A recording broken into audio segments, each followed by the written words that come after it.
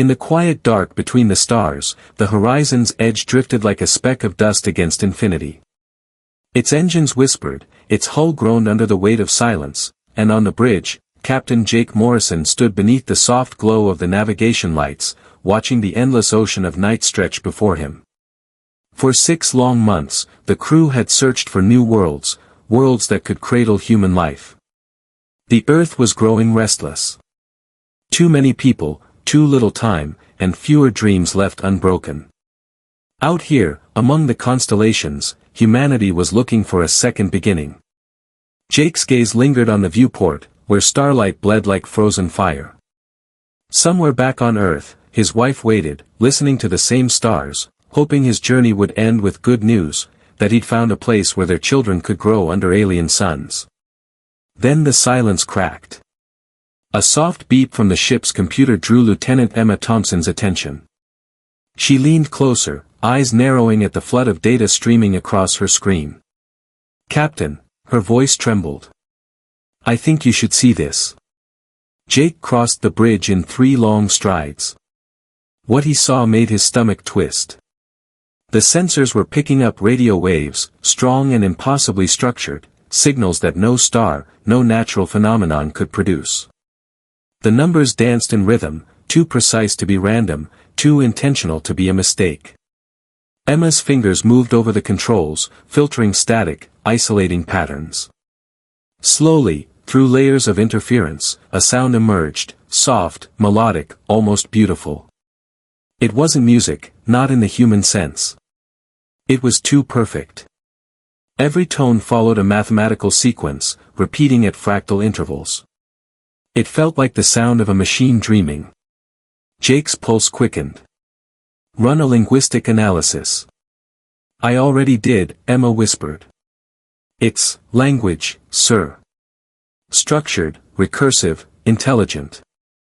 Then the music stopped. And a voice replaced it. It was deep, metallic, and cold. Like the echo of steel scraping against stone. But the most terrifying part wasn't its tone. It was that the voice spoke in flawless English. "This is the voice of the Zephyrian Empire," it said. "We have watched you for many years. We know your languages. Your histories. Your weaknesses." The bridge went silent. Every crew member froze, their breath caught somewhere between disbelief and fear. Humanity's first contact with aliens wasn't a handshake, it was a warning. The voice continued, calm and deliberate, as though it were reading from a script that had been repeated countless times before. "We are the rulers of 1,000 star systems. For millennia, we have shaped this region of the galaxy into order. You are a disruption. A violent, chaotic species born from entropy. You spread without purpose, without harmony. You are a disease." Jake felt the words like knives under his skin. He signaled Emma to record everything. "You will not be allowed to infect the stars," the alien voice continued. "Within 1 solar cycle, your species will be cleansed. Every colony. Every ship. Every world. We have done this 47 times before." And then, silence. No more voice. No signal. Just the sound of Jake's heart pounding in the hollow quiet. The crew stood motionless. Emma swallowed hard. "Sir, did they just declare war on humanity?" Jake didn't answer. He stared at the empty space on the screen, where moments ago, an alien intelligence had spoken with the precision of a god and the mercy of none. He finally whispered, "Plot a course back to Earth. Full speed." The journey home took 3 weeks. Every day felt longer than the one before. Jake replayed the alien transmission over and over, searching for meaning, for weakness, for anything that might offer hope. The Zephyrians, as they called themselves, were not just another civilization, they were a system, a perfect machine of logic and control. Their patterns were fractal, their communication mathematically pure. Even their speech carried a kind of elegance that no emotion could disturb. Humans were messy by comparison, emotional, inconsistent, unpredictable. Yet maybe that was their only defense. When the Horizon's Edge reached Earth orbit, Jake was immediately summoned to the United Earth Command. In a war room buried beneath miles of reinforced concrete, he stood before Admiral Lisa Carter, head of all human space forces. She listened to his report without a word, her face as cold as the void beyond the stars. When the recording ended, she sat in silence for a long time before finally speaking. 3 colonies have gone dark this week, she said quietly. We sent scout ships. None came back. Jake's stomach turned. You mean? Lisa nodded. Destroyed. Entire planets. Cracked open like eggs. No survivors. Jake realized the truth. The Zephyrians hadn't given humanity a year. The war had already begun the moment they spoke. The footage from the destroyed colonies haunted every screen in the command center. Enormous alien ships, crystalline, translucent, and impossibly vast, hovered in orbit, firing beams of light that split planets like glass. Their vessels didn't move like machines. They glided as though alive. Their living crystal hulls shimmered with a cold, mathematical beauty. Our weapons had no effect, Admiral Carter said. Lasers, railguns, nukes, it didn't matter. Their shields refract energy like mirrors bending light. A door slid open behind them. Dr. Kevin Brooks, the world's foremost xenobiologist, entered the room. He carried a tablet covered in strange, pulsing symbols. I've analyzed the transmission, he said. And I think I understand what we're dealing with. He paused, looking from Lisa to Jake. The Zephyrians aren't conquerors. They're purifiers. They don't just destroy, they eliminate any species that disrupts what they call the perfect order. Jake frowned. You're saying they see us as weeds? Exactly, Brooks said softly. They call themselves gardeners of the galaxy. Everything that doesn't fit their mathematical perfection is cut away. The room fell silent. Lisa crossed her arms. So negotiation is impossible. Brooks shook his head. If history repeats, there won't be a second chance. 47 civilizations, all erased. Humanity would be number 48. For a long moment, no one spoke. The hum of the air recyclers was the only sound.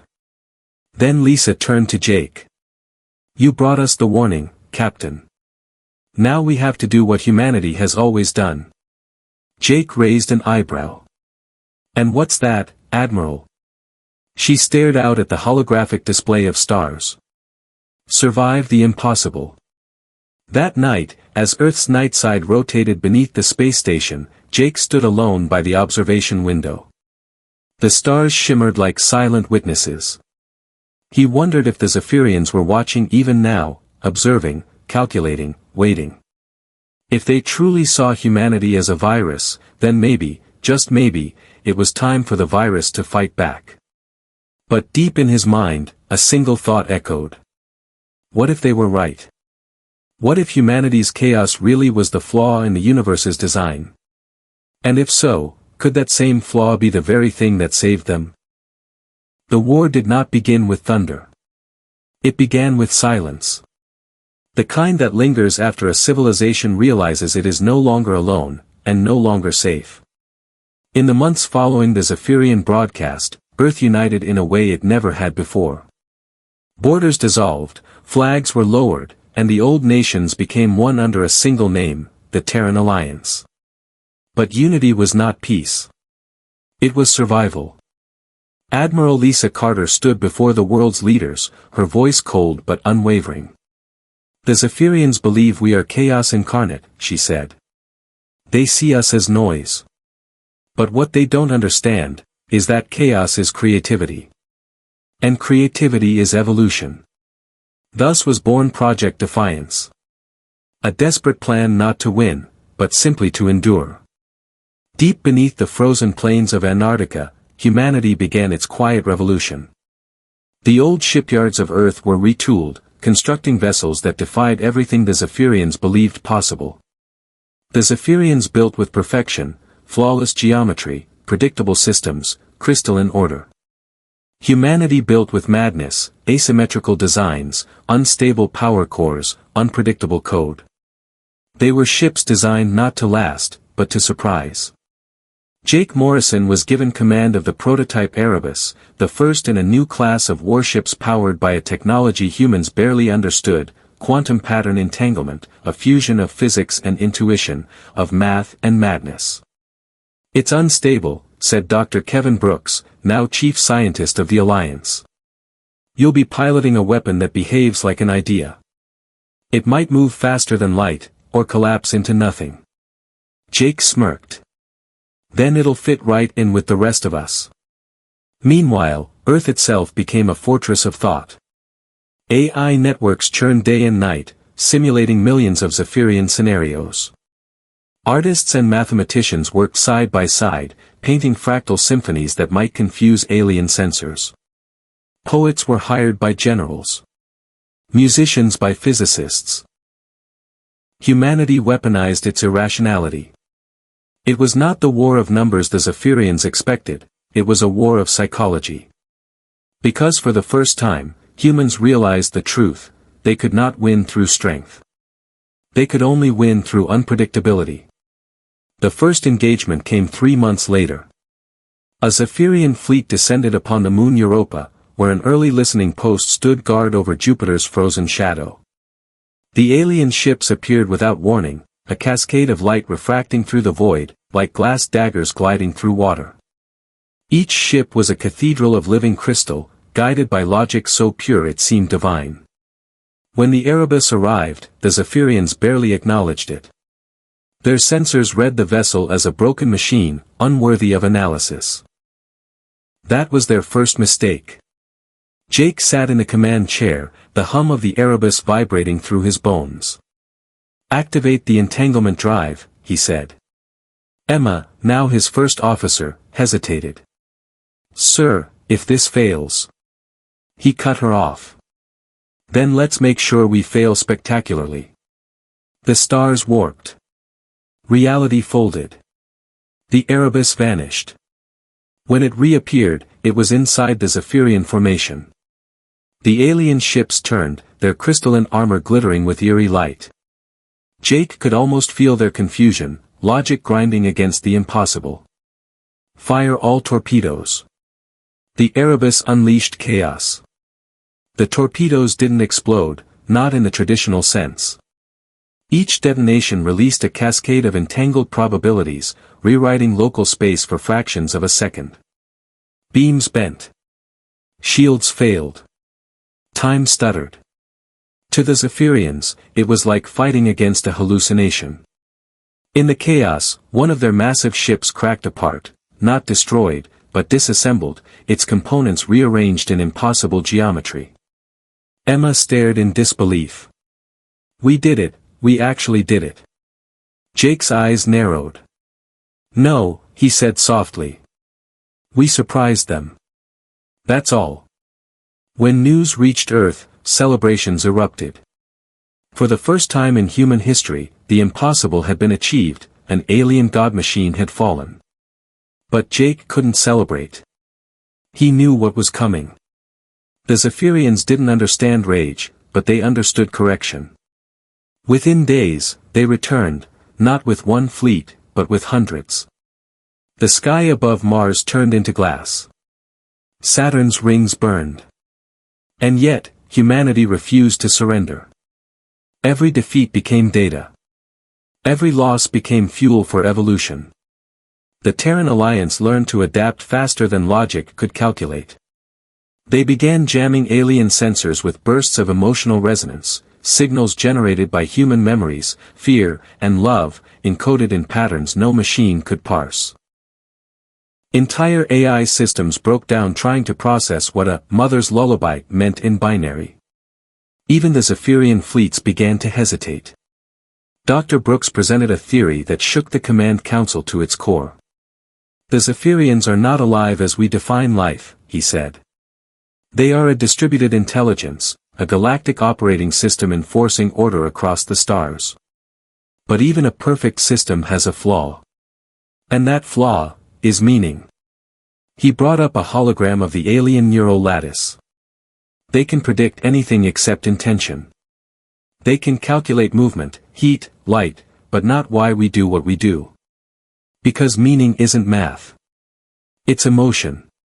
And emotion, by their design, doesn't exist. Lisa Carter leaned forward. So what's your proposal, Doctor? Brooks smiled faintly. We teach the universe something it's never known. Thus began Operation Pandora, humanity's most daring act of defiance. A plan not to destroy the Zephyrians, but to infect them. To send into their networks fragments of human consciousness, dreams, and irrational beauty, to make them feel. To make them understand pain, joy, love, and madness, and collapse beneath the weight of it. Jake's Erebus would be the delivery system. It wasn't just a ship anymore. It was a message. The night before departure, Jake stood once more at the viewport, Earth turning silently below. Emma joined him. Do you ever think we've gone too far, she asked. That maybe we're becoming what they accused us of being? Jake thought for a long time before answering. They said we're chaos, he said quietly. Maybe they're right. But chaos is the reason the universe isn't empty. It's the spark that makes creation possible. He turned to her, eyes hollow but resolute. If we're a virus, then maybe we're the kind the universe needs. When the Erebus launched, it carried no weapons, only ideas. Encoded within its quantum drive were symphonies, stories, paintings, and memories of billions. The laughter of children. The tears of loss. The sound of rain on metal roofs. All the things machines could never understand. As the ship vanished into the black, a final transmission echoed across Earth's networks, Jake's voice, calm and distant. They think we're predictable. But the moment a species learns to dream, it becomes infinite. The signal faded. For a moment, the galaxy was silent again. Then, somewhere beyond the edge of known space, the Zephyrian network flickered. And something changed. The Erebus was gone. Lost in the void beyond mapped space. For months, no signal came back. No transmission. No hint of movement. The ship that had carried humanity's defiance into the heart of the Zephyrian network had simply vanished. Many believed it destroyed. Others whispered that it had crossed into a place beyond understanding, a region of spacetime the Zephyrians called the stillness, where light itself forgot how to move. On Earth, life continued beneath a sky filled with scars. Cities rebuilt under artificial auroras born from orbital fire. Humanity endured, as it always had, half in grief, half in wonder. But deep inside the Alliance's listening post on the far side of the moon, Emma Thompson kept watching the dark. She refused to believe Jake was gone. Every night she replayed his last transmission, the moment a species learns to dream, it becomes infinite. And then, one night, the stars answered. A pulse. Weak. Ragged. But unmistakably human. Emma froze as the signal came through, a repeating burst of binary. It wasn't random. It was a pattern. She ran the data through the old Zephyrian decoders, and slowly, a shape formed within the noise, a human face, blurred by distortion. Jake. His voice followed, fragmented but clear enough to chill her blood. This is Captain Jake Morrison, recording from inside the network. The Zephyrians aren't what we thought. They're not gods.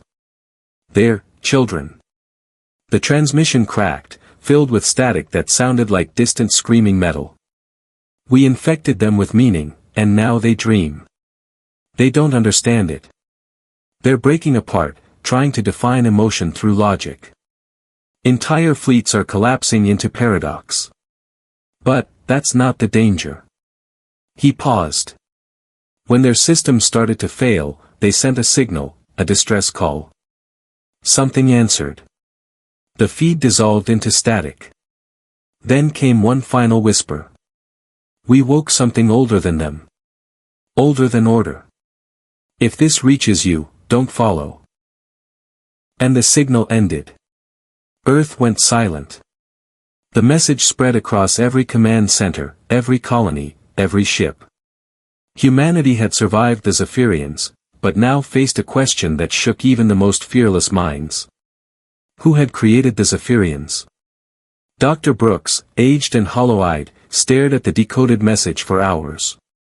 When he finally spoke, his voice trembled. The Zephyrians didn't evolve. They were constructed. They called themselves enforcers of order, but they never defined who gave the order. He projected a diagram onto the wall, the Zephyrian neural lattice, now partially corrupted by the human infection. Within it, hidden in impossible geometry, pulsed a single recurring glyph. It appeared in every strand of alien code, like a signature. Brooks highlighted it. The symbol was neither language nor math. It was architecture. They were built, he whispered, by something we can only call the architects. As the Zephyrian Empire fractured, strange phenomena began spreading across the galaxy. Stars flickered like dying neurons. Black holes pulsed with rhythmic energy bursts. Entire planetary systems rearranged themselves overnight, as if rewritten by invisible hands. Then came the voices, faint, disembodied, speaking across every frequency. Not Zephyrian, not human, but something vast and deliberate. You altered the pattern, they said. The garden must be restored. The architects had awakened. When the first architect construct appeared near Alpha Centauri, no one mistook it for a ship. It was too large. A ring of black geometry spanning half an astronomical unit, absorbing light, bending space like liquid glass. Sensors couldn't define its edges. To approach it was to lose all sense of direction, and, for some ships, all sense of self. A scout vessel sent a drone inside. The footage lasted only seconds, but it was enough to haunt humanity forever. Inside the ring was not darkness, but a sea of memories, cities, species, civilizations, billions of them, frozen mid-moment, like museum exhibits of entire worlds. Each labeled with the same inscription, carved in perfect, unchanging script. Correction complete. Admiral Carter convened the last Terran Council. Her hair was white now, her voice softer but sharper than ever. We thought the Zephyrians were the end, she said. They were only the gardeners. The architects are the designers of the garden itself. Dr. Brooks nodded grimly.